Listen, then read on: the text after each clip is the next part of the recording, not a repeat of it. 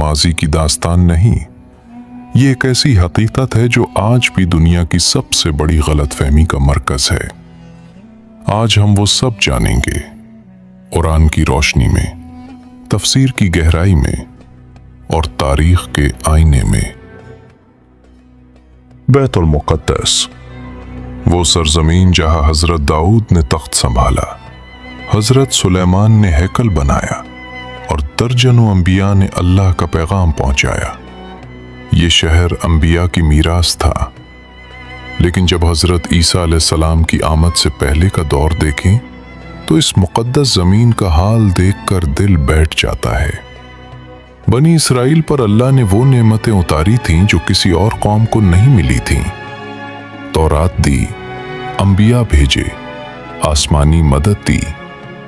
कुरान सूरतुल बकरा में फरमाता है कि अल्लाह ने उन्हें अपने ज़माने की तमाम कौमों पर फजीलत अता की। लेकिन यही कौम अब अंदर से खोखली हो चुकी थी। ऊपर से रूमी सल्तनत का शिकंजा। फलस्तीन रूमी गवर्नर के मातहत था।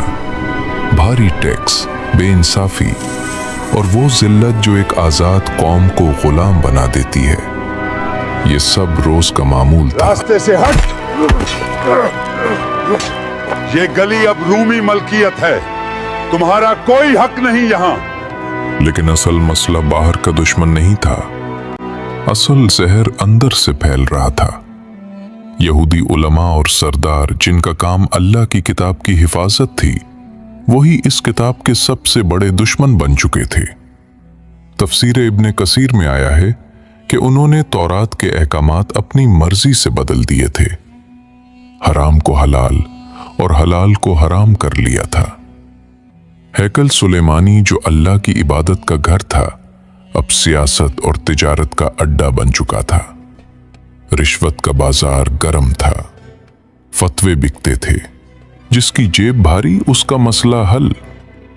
कुरान सूरतुल माइदा में उनके बारे में फरमाता है कि ये लोग अल्लाह के कलाम को सुनकर उसे जानबूझकर बदल देते थे और ये जानते भी थे कि वो झूठ बोल रहे हैं। अवाम इंतजार में थे। उनकी किताबों में एक मसीह के आने की बशारत थी जो उन्हें इस जिल्लत से निजात दिलाएगा। लेकिन वो समझते थे कि ये मसीह एक ताकतवर बादशाह होगा, बड़ी फौज लेकर आएगा, रोमियों को शिकस्त देगा और उन्हें हुकूमत लौटाएगा। हमारा मसीह कब आएगा?